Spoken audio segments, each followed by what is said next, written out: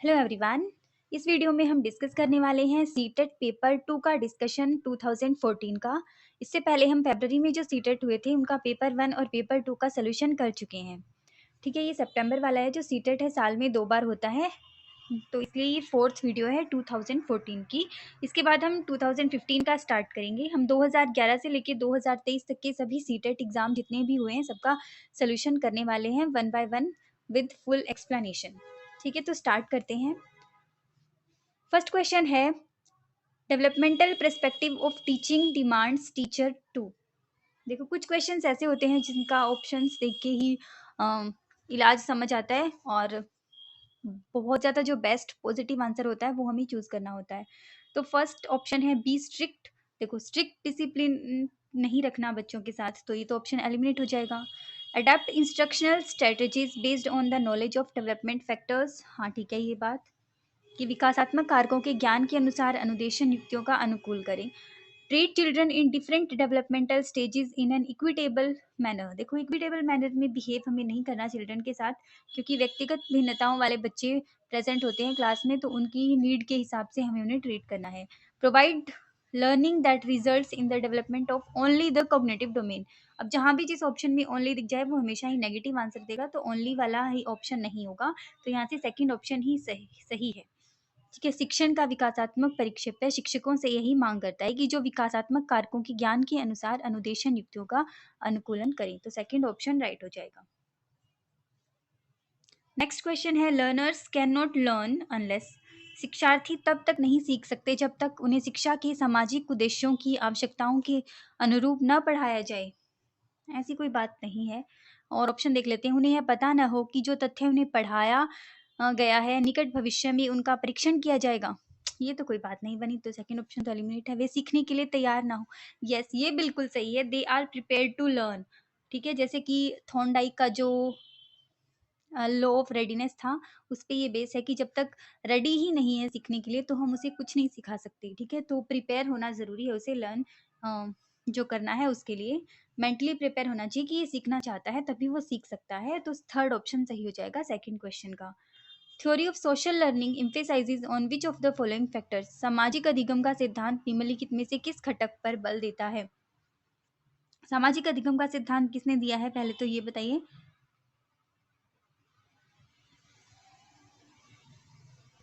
जो सामाजिक अधिगम का सिद्धांत है वो दिया था एल्बर्ट बंडूरा ने, और वो ये बताता है कि जो बच्चे हैं वो दूसरों को देखकर सीखते हैं, यानी इमिटेट करते हैं दूसरों को, अपने जो एनवायरनमेंट और जो कल्चर में हो रहा है उनको। तो नेचर, प्रकृति नहीं, पोषण आ जाएगा नर्चर, क्योंकि एनवायरनमेंट जाता है नर्चर के साथ। ठीक है, जो एनवायरनमेंट में जो आसपास जो बच्चे दिखते हैं उसी को इमिटेट करते हैं। सोशल लर्निंग थ्योरी में यही कहा गया था, तो सेकंड ऑप्शन यहाँ से बिल्कुल सही है। एडेप्टेशन नहीं लगाना, एडेप्टेशन जो है वो पियाजे की टर्म है, और यहाँ सोशल लर्निंग अल्बर्ट बंडूरा की टर्म पूछी गई है। उसके बाद नेक्स्ट क्वेश्चन है fourth, psycho social theory emphasis on which of the following. अब साइको सोशल थ्योरी है वो किसने दी है ये बताइए। सबसे पहले इरिक्सन की है साइको सोशल थ्योरी, जिसमें उन्होंने role identity versus role confusion के बारे में डिस्कस किया है। तो ऑप्शन देख लेते हैं, स्टिमुली एंड रिस्पॉन्स नहीं, ये तो थॉर्नडाइक की चीज़ है। फेलिकेट एंड लेटेंसी स्टेजेस, ये सिगमंड फ्राइड की है। इंडस्ट्री वर्सेस इन्फिनिटी स्टेज, हाँ ये बिल्कुल सही है, जो फोर्थ स्टेज है। ऑपरेंट कंडीशनिंग ये स्किनर की है, तो थर्ड ऑप्शन यहाँ से सही हो जाएगा। एरिक्सन की साइको मनोसामाजिक सिद्धांत एरिक्सन द्वारा जो दिया गया था, जिसमें 8 स्टेजेस बताई थी, जन्म से लेके बिल्कुल मृत्यु तक की को 8 स्टेजेस में डिवाइड किया था। बहुत इंपॉर्टेंट है ये, अगर आप चाहो तो आप ये पढ़ सकते हो, वीडियो पड़ी हुई है, बिल्कुल ईजी और ट्रिक के साथ अगर याद करना चाहो। हमें इनकी क्रम वाइज हमें इनको याद रखना होता है, और थोड़ी सी इनकी एज भी पूछी जाती है कि किस एज के बच्चे कौन से में आते हैं। 8 टाइप की स्टेजेस इन्होंने दी थी psycho social theory. Next question है, the fact that children require culturally relevant knowledge and skills is attributed to. देखो, कल्चर का जिक्र किसने किया है, कौन से ने किया है। डार्विन ने नहीं, बीएफ स्किनर ने नहीं, ले पाइकोस्की ने कल्चर थ्योरी दी है, सोशो कल्चर थ्योरी इनकी थ्योरी का ही नाम है। तो यही पूछा गया है, सिंपल कल्चर को थोड़ा सा क्वेश्चन को घुमाया गया है, बाकी सेम ही है, ले पाइकोस्की। फोर्थ ऑप्शन सही हो जाएगा। आप एक शिक्षक के रूप में रैगिंग और धमकाने के सख्त विरोधी हैं। हाँ ठीक है, तथा इस संदर्भ में विद्यालय में पोस्टर लगवाते हैं तथा समिति बनवाते हैं। आपसे जुड़ने वाले किशोर जो इस विचार के दृढ़ विश्वासी हैं निम्नलिखित में से किस स्तर पर होंगे। मतलब बच्चे खुद चाहते हैं कि रैगिंग वगैरह सब बंद कर दी जाए, बिल्कुल स्ट्रॉन्ग बिलीव रखते हैं कि और हमें जॉइन करते हैं, हम रैगिंग के खिलाफ हैं तो देखो प्री कन्वेंशनल में तो हो नहीं सकता, बहुत छोटे होते हैं जो प्राइज़ और पनिशमेंट पे काम करते हैं, जो अपनी खुद की सोच नहीं रखते, दूसरों के मॉरल डेवलपमेंट पे काम करते हैं, तो प्री कन्वेंशनल नहीं होगा। सोशल ऑर्डर मेंटेनिंग लेवल ये भी नहीं होगा क्योंकि हमसे लेवल पूछा है, तो कन्वेंशनल लेवल भी नहीं, ये होता है पोस्ट कन्वेंशन लेवल, जो सबसे हाईएस्ट स्टेज दी थी कोहलबर्ग की स्टेजेस है, ये 3 स्टेजेस जो दी थी, प्री कन्वेंशनल, कन्वेंशनल और पोस्ट कन्वेंशनल। तो बच्चे बिल्कुल खुद इंडिपेंडेंट हो रहे हैं, खुद की सोच रख रहे हैं और समाज के रूल होते हैं, उनका नियम फॉलो करते हैं, तो पोस्ट कन्वेंशनल में आते हैं। तो थर्ड ऑप्शन यहाँ से सही हो जाएगा, पोस्ट कन्वेंशन लेवल। ठीक है, उसके बाद है progressive education is associated with which of the following statements. Teachers are the originators of the information and authority, नहीं, टीचर्स नहीं, चिल्ड्रन होते हैं, तो फर्स्ट ऑप्शन एलिमिनेट हो जाएगा। Knowledge is generated through direct experience and collaboration, positive point है। Learning proceeds in a straight way with factual gathering and skill mastery, अधिगम तथ्यों के एकत्रीकरण और कौशल में प्रवीणता के साथ सीधे मार्ग पर चलना, नहीं, सीधे मार्ग पर नहीं। Examination is norm referred and external, examination की तो कोई बात ही नहीं, तो सेकंड ऑप्शन यहाँ से बेस्ट लग रहा है कि ज्ञान प्रत्यक्ष अनुभव और सहयोग से उत्पन्न होता है। कोलैबोरेशन और knowledge is generated through direct experience, काफी पॉजिटिव वर्ड्स हैं ये, सेकंड ऑप्शन सही हो जाएगा। In context of theory of multiple intelligence, which one of the following intelligence is required for an Air Force pilot? Air force pilot बनने के लिए कौन सी बुद्धि चाहिए? थ्योरी ऑफ मल्टीपल इंटेलिजेंसेस दी है हार्वर्ड गार्डनर ने, जिसमें 8 बुद्धि बताई है उन्होंने। हर बुद्धि की हर किसी न किसी इंसान के अंदर एक टाइप की बुद्धि होती ही होती है, और 8 टाइप की बुद्धियों अकॉर्डिंग टू एनसीईआरटी उन्होंने डिफाइन किया है। ठीक है, तो पढ़ लेना आप ये, या आपने पढ़ा भी होगा। तो फर्स्ट है इंटरपर्सनल। देखो इंटरपर्सनल कौन सी होती है? जो दूसरों के बारे में सोचते हैं। यहाँ पे अगर महात्मा गांधी का एग्जाम्पल लिया जाए, जो समाज सेवी होते हैं वो इंटरपर्सनल बुद्धि में आते हैं। एयरफोर्स पायलट से कोई वो नहीं है। लिंग्विस्टिक यानी भाषिक, जो कविताएं लिखते हैं, लेखक होते हैं जिनकी बहुत ज़्यादा स्पीच अच्छी लिख सकते हैं, लिंग्विस्टिक, वो उसमें आते हैं। काइनेस्थेटिक या फिर इंट्रापर्सनल, इंट्रापर्सनल जो दार्शनिक बनते हैं, खुद की सोच रखते हैं, वो होता है इंट्रापर्सनल। तो काइनेस्थेटिक ही बुद्धि ये होती है जो एयरफोर्स पायलट बनने में काम आती है। लाइक उसमें लंबाई चौड़ाई भी मेजर की जाती है, ठीक है, थोड़ा बहुत बॉडीली काइनेस्थेटिक बॉडी का यूज होता है। तो थर्ड ऑप्शन यहाँ से बिल्कुल सही हो जाएगा। The factor G in Spearman definition of intelligence stands for. देखो स्पीयरमैन है, उन्होंने बुद्धि का द्विकारक सिद्धांत लिया है जिसमें 2 फैक्टर बताए थे, जी और एस। तो जी का मतलब होता है जनरल इंटेलिजेंस, जेनेटिक नहीं है, जनरेटिव नहीं है, ग्लोबल भी नहीं है, जनरल इंटेलिजेंस। और एस का मतलब था स्पेसिफिक इंटेलिजेंस। छिपी हुई वस्तुएं ढूंढ निकालना इस बात का संकेत है कि शिशु निम्नलिखित में से किस संज्ञानात्मक कार्य में दक्षता प्राप्त करने लगा। तो ये वही ऑब्जेक्ट परमानेंस वाला कंसेप्ट है कि बच्चे के अंदर ऑब्जेक्ट परमानेंस सेंसरी मोटर में जो डेवलप होता है अकॉर्डिंग टू पियाजे, तो ऑब्जेक्ट परमानेंस यहाँ से सही हो जाएगा। ठीक है, छोटा बच्चा होता है ना कि अगर हम उसको छिप के बोलते हैं तो वो ऐसे देखने लगता है कि कहाँ छिपा है, तो उसको परमानेंस, ऑब्जेक्ट परमानेंस वाला ये कंसेप्ट है, छुपी हुई चीजें निकालना। Which one of the following may be criteria of gender parity in a society? लिंग समानता का मानदंड हो सकता है। ओके, विद्यालय में पुरुष और महिला शिक्षकों की संख्या की तुलना, ठीक है, कक्षा 12 में लड़कों और लड़कियों द्वारा समान संख्या में प्राप्त विशिष्ट योग्यता, ठीक है, comparison of number of boys and girls who survive up to class 12, हाँ ठीक है, whether the girl students are allowed to participate in competitions organised outside the school.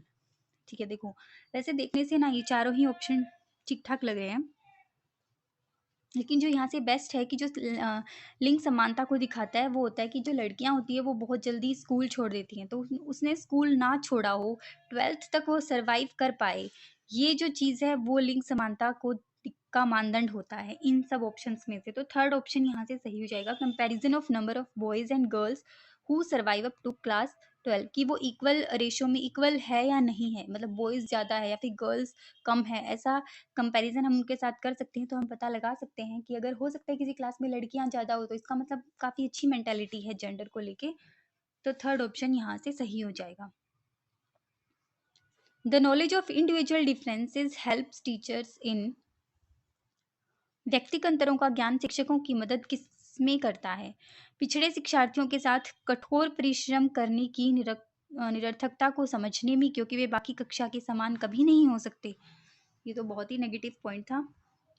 व्यक्तिगत को शिक्षार्थियों की असफलता की स्वीकृति एवं उत्तरदायी ठहराने में, बिल्कुल नहीं।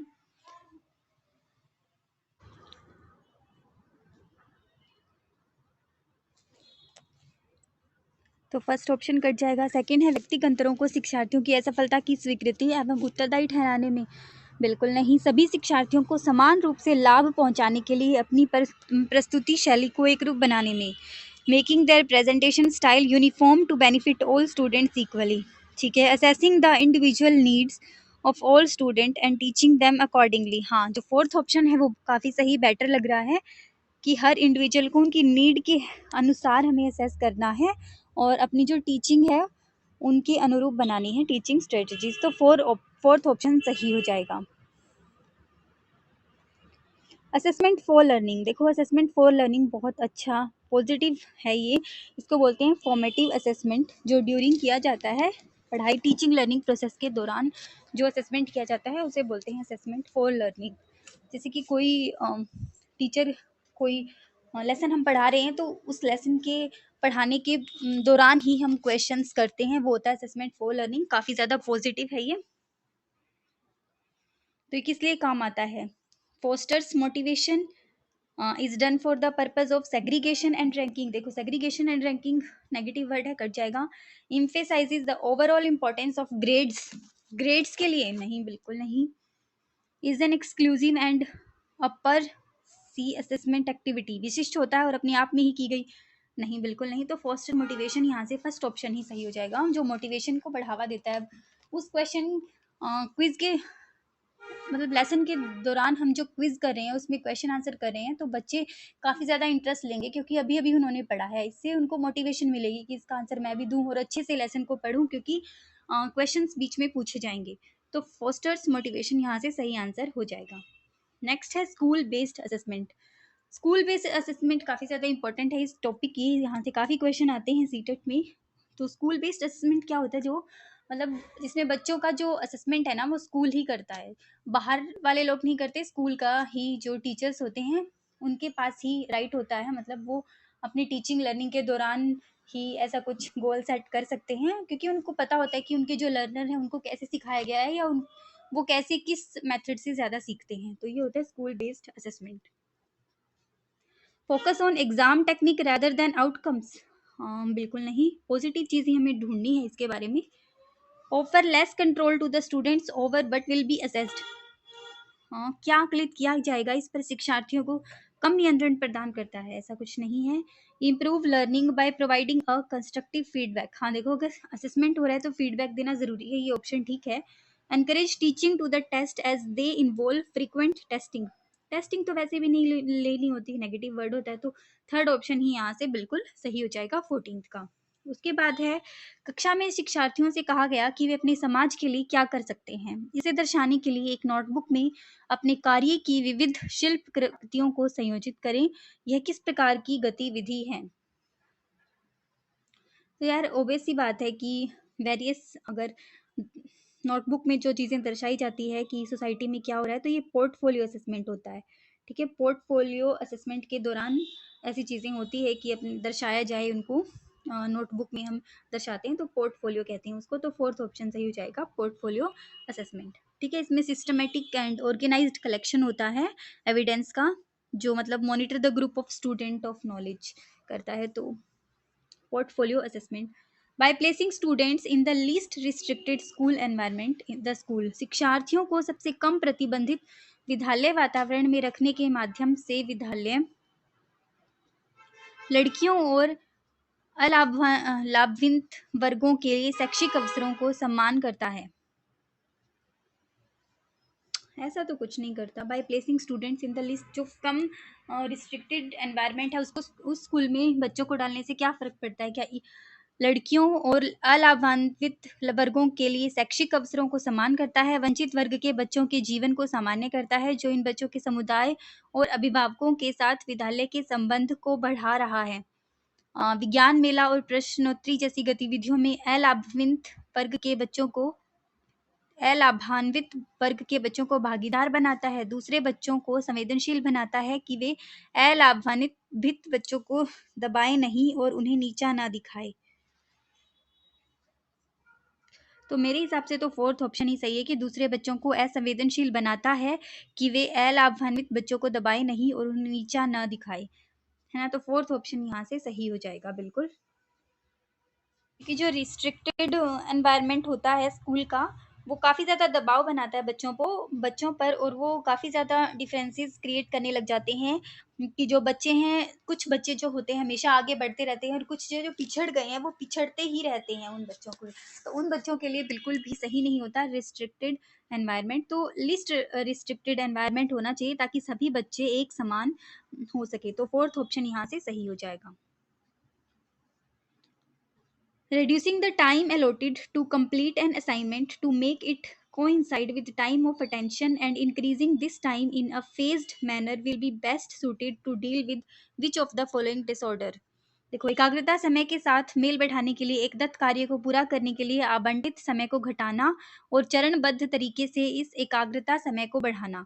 तो ऐसे जो ये होता है ना, ये होता है एडीएचडी के लिए, जो हाइपर एक्टिविटी करते हैं, मतलब किसी की नहीं सुनते, एकदम हाइपर हो जाते हैं, छोटी छोटी बात पे काफ़ी ज़्यादा तेज भाषा में जो आवाज़ में है बात करते हैं, तो एडीएचडी के लिए ये सही होता है। तो फोर्थ ऑप्शन सही हो जाएगा। Which of the following approaches suggest interaction of the child with the people around him with social institution to deal with disruptive behaviour disorder. निम्नलिखित में से कौन सा उपागम अशांतकारी व्यवहार संबंधी विकार वाले बच्चों के साथ व्यवहार करने के लिए बच्चे के को उसके आसपास के लोगों और सामाजिक संस्थाओं के साथ अंतर क्रिया करने का, ये मनोसामाजिक सिद्धांत की बात हो रही है यहाँ पे। तो इकोलॉजिकल सही हो जाएगा सेकंड। ठीक है।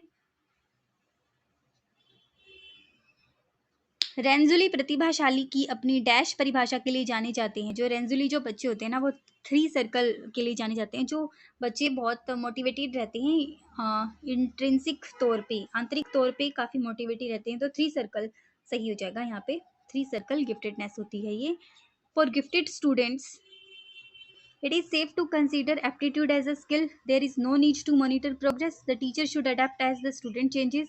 The teacher should initiate and lead problem solving. क्या सही है यहाँ से? तो फर्स्ट तो सही नहीं है। It is safe to consider aptitude as a skill. There is no need तो है। The teacher should adapt as the student changes, हाँ ये बिल्कुल सही है। थर्ड ऑप्शन, शिक्षक को अनुकूलन करना चाहिए जैसे शिक्षार्थी में बदलाव आता है, मतलब एक्सेलरेशन देना चाहिए बच्चों को। अगर एक चीज़ वो सीख गया है, प्रतिभाशाली बच्चा है तो जल्दी से सीख गया है, तो नेक्स्ट लेवल पे उसे लेके जाने की कोशिश करनी चाहिए। वैसे टाइप की उसको मतलब प्रॉब्लम्स देनी चाहिए। तो थर्ड ऑप्शन सही हो जाएगा। Which of the following is the most appropriate method to monitor the progress of children with learning disability. जो लर्निंग डिसेबल बच्चे होते हैं उनके लिए सबसे, देखो, केस स्टडी नहीं, एनेक्डोटल नहीं, बिहेवियरल रेटिंग स्किल नहीं, बिल्कुल नहीं। तो फोर्थ ऑप्शन ही सही है यहाँ से, स्ट्रक्चर्ड बिहेवियरल ऑब्जर्वेशन। ठीक है। जो अधिगम नियोग्यता, उनको सबसे पहले तो क्या करना चाहिए, उनका अवलोकन करना चाहिए कि वो कौन सी लर्निंग डिसेबिलिटी है उनके अंदर, क्या पढ़ नहीं पा रहे, क्या लिख नहीं पा रहे, जो भी डिसेबिलिटी है उसमें ज़्यादा काम करना चाहिए। तो फोर्थ ऑप्शन यहाँ से सही हो जाएगा। संरचित व्यवहार परक अवलोकन। The best way to increase the chances of the learning disabled students to lead a full and productive life. अधिगम नियोग्यता वाले शिक्षार्थियों द्वारा एक पूर्ण और उत्पादक जीवन जीने के अवसरों को बढ़ाने का सबसे सही तरीका क्या है? तो सबसे सही तरीका क्या होता है? Focusing on weakness of such student. Weakness पे तो किसी भी स्टूडेंट पे काम फोकस नहीं करना होता है, तो फर्स्ट तो कट जाएगा। Maintaining a high expectation from such, बिल्कुल नहीं।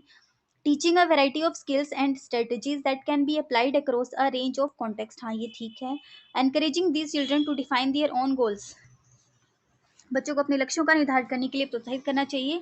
या फिर देखो, यहाँ से अगर हम बेस्ट देखें ना तो थर्ड ऑप्शन सही बनेगा। वैसे फोर्थ भी ठीक है, लेकिन इनमें से बेस्ट यही है कि teaching a variety of skills and strategies that can be applied across a range of context. ठीक है, हमें बहुत सारी अलग अलग शैलियाँ अपनानी चाहिए उनको पढ़ाने के लिए।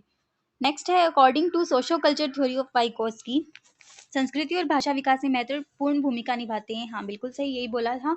The child thinks in different domains and doesn't take any complete perspective, नहीं। चिल्ड्रन थिंक इन एब्स्ट्रैक्ट, देखो ऐसी कोई बात नहीं की थी, तो मुझे लगता है कि फर्स्ट ऑप्शन ही यहाँ से सही है कि संस्कृति और भाषा विकास में महत्वपूर्ण भूमिका निभाते हैं, यही इसकी थ्योरी का मेन पॉइंट था। टू एक्सप्लेन, प्रिडिक्ट एंड और control phenomena are the goals of. व्याख्या, अनुमान अथवा नियंत्रण किसके लक्ष्य हैं ये बताना है।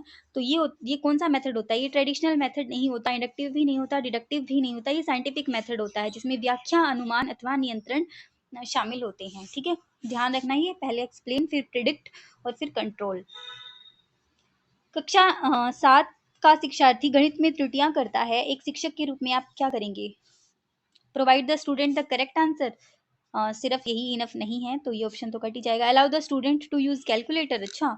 Ask the student to use alternative method to redo it to find out errors in his, हाँ ये ठीक है कि खुद ही बोले कि कुछ ना कुछ त्रुटि पता लगाने की कोशिश करो अलग अलग मेथड से। Show the students where the errors were made and ask the student to redo it. देखो खुद नहीं, उनको खुद करने देना चाहिए, तो बेस्ट ऑप्शन यही है, थर्ड ऑप्शन सही हो जाएगा।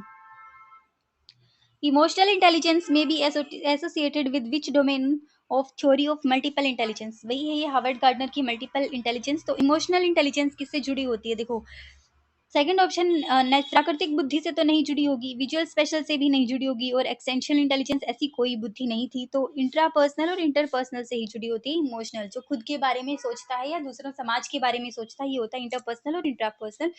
तो फर्स्ट ऑप्शन सही हो जाएगा। Which of the following facts has been least discussed in the psychology of emotion? List बताना है कि किस पे सबसे कम ध्यान दिया गया है। Emotion is a subjective feeling and various from person to person, varies from person to person. ये बात तो ठीक है, इस पे तो ध्यान दिया गया है कि जो संवेग होते हैं ये एक पर्सनल फीलिंग होती है और वेरीज करते हैं, हर व्यक्तियों में अलग अलग होती है। कोई जो बंदे होते हैं वो छोटी छोटी बात पे इमोशनल हो जाते हैं या रो देते हैं, लेकिन दूसरा बंदा है जो ठीक है नॉर्मल है उस सिचुएशन में, तो अलग अलग होती है। तो ये कट जाएगा क्योंकि हमें लिस्ट बताना है। इमोशंस में not only occur within individual student but also within the entire class, हाँ ये बात भी ठीक है। Emotion are a complex pattern of arousal and cognitive interpretation. संवेग, उत्तेजना और संज्ञानात्मक व्याख्या के जटिल पैटर्न, ये भी बात बोली गई है, तो ये भी ऑप्शन कट जाएगा। Emotional process involves physiological as well as psychological reaction, ये बात भी बिल्कुल सही है। अगर आपने इमोशन का चैप्टर पढ़ा हो तो आपने देखा होगा कि ये तीनों ही बात है। इमोशन में not only occur within individual student but also within the entire class, इस पे कोई बात बहुत कम बात की गई है, क्योंकि हमेशा यही बोला गया है कि जो इमोशनल होते हैं वो इमोशंस होते हैं वो वेरी करते हैं पर्सन टू पर्सन और इंडिविजुअल होते हैं। तो सेकंड ऑप्शन यहाँ से सही है। Rajesh is struggling to solve a problem of mathematics completely. The inner force compelling him to search for a way to solve it completely. Okay, Rajesh गणित की समस्या को हल करने के लिए पूरी तरह से संघर्ष कर रहा है। उसका आंतरिक बल जो उसे उस समस्या को पूरी तरह से हल करने के लिए विवश करता है। देखो बहुत मैथमेटिक्स को सॉल्व करने के लिए करा तो उसको अंदर की मोटिवेशन मिल रही है, तो मोटिव हो जाएगा उसका अंदर का मोटिव। ठीक है, तो फर्स्ट ऑप्शन सही हो जाएगा। ये कोई पर्सनल व्यक्ति तो विशेषक नहीं है, पर्सनैलिटी की तो बात ही नहीं हो रही, इमोशन भी नहीं है, परसेप्शन अवधारणा भी नहीं है। फर्स्ट ऑप्शन सही है, प्रेरक। विच of the following is properly sequenced in the context of motivation cycle. देखो मोटिवेशन साइकिल में सबसे पहले हमें जरूरत होती है नीड। जब हमें किसी चीज की नीड होगी तभी हम काम करना स्टार्ट करेंगे, तो नीड आना चाहिए फर्स्ट पे। इसमें तो अराउजल है, उत्तेजना है, नहीं इस पे भी नहीं। हाँ इन दोनों में नीड है तो इन दोनों में से होगा। नीड के बाद आती है ड्राइव। ड्राइव का मतलब होता है कि कोई ना कोई प्रेरणा चाहिए होगी, मोटिवेशन चाहिए होगा। अब हम सीटेट की तैयारी कर रहे हैं तो सबसे पहले आपने सर्च किया होगा कि सीटेट के लिए कैसे तैयारी करनी होती है, मतलब मुझे करना है, कैसी तैयारी करनी है। तो ये उसके बाद आता है ड्राइव, फिर उसके बाद आती है उत्तेजना कि इस बार तो मैं करके रहूंगा, बहुत अच्छे से पढ़ाई करूंगा। फिर उसके बाद आता है हमारा जो गोल डायरेक्टेड बिहेवियर होता है, हम जो काम कर रहे हैं उसके प्रति। तो फोर्थ ऑप्शन यहाँ से सही हो जाएगा, need, drive, arousal, goal directed behaviour, achievement, reduction of arousal. Fourth option बिल्कुल सही हो जाएगा। ठीक है, सबसे पहले जो मोटिवेशन काम करता है वो नीड पे काम करता है। Which of the following is the process in the social observational learning theory of Bandura. तो बेंडूरा ने क्या बताया था कि बच्चे जो हैं वो ऑब्जर्वेशन से सीखते हैं, और 4 टर्म इन्होंने दी थी, अटेंशन, रिटेंशन, रिप्रोडक्शन और मोटिवेशन। देखो इसका क्रम भी ध्यान रखना, अटेंशन, रिटेंशन, रिप्रोडक्शन और मोटिवेशन, क्रम भी बहुत बार पूछा गया है। तो रिफ्लेक्शन नहीं था, रिटेंशन, हाँ रिटेंशन था, रिपीटिशन भी नहीं था, और रिकैपिचुलाइजेशन भी नहीं था। दोहराना भी नहीं था, रिकैपिचुलेशन तो सेकंड सही है, रिटेंशन, अटेंशन, रिटेंशन, रिप्रोडक्शन और मोटिवेशन, सेकंड ऑप्शन सही हो जाएगा। तो इस पेपर 2 था 2014 का। अगर वीडियो अच्छी लगी हो तो सब्सक्राइब और लाइक ज़रूर करना। मेरी थोड़ी सी हिंदी ख़राब है, मतलब हिंदी बोलने में थोड़ी सी दिक्कत हो जाती है। कई बारी वैसे तो बोल लेते हैं, बट पढ़ाते टाइम थोड़ा सा जल्दीबाजी होती है, तो कहीं कहीं वर्ड्स थोड़े से गलत प्रोनाउंस हो जाते हैं, तो उसको इग्नोर करना। ठीक है, तो अगली वीडियो में हम करेंगे 2015 के क्वेश्चन पेपर स्टार्ट। तो मिलते हैं नेक्स्ट वीडियो में।